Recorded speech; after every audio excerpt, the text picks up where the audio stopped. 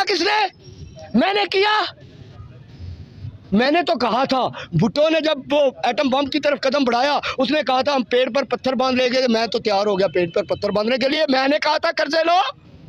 कभी मुझसे पूछकर कर्जे लिए या मुझ पर कभी कर्जे इस्तेमाल किए? वो चंद सड़कें बना देते हो, कहते हो हमने बड़ा काम किया। मुझे ये बताओ, सड़कें बनाने से कौमें बनती हैं या अदारे खड़े करने से कौमें बनती हैं? अच्छा, आखिर में पाकिस्तानी आवाम को क्या मैसेज देंगे?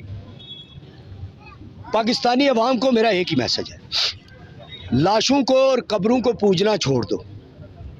ये जुमला इस तरह समझ नहीं आएगा लोगों को। हम ना कब्रों को पूजने वाली कौम है, लाशों को पूजने वाली। जब कोई मर जाता है, आज बच्चे बच्चे से कहे, बोलेगा लियाकत अली खान बहुत अच्छा इंसान था। आज बच्चे बच्चे से कहे, वो बोलेगा भुट्टो बड़ा अजीम इंसान था। वो चीखते रहे, वो चिल्लाते रहे, कोई आया ही नहीं। लियाकत अली खान को गोली लग गई, किसी ने इंसाफ के लिए आवाज़ ही नहीं उठाई।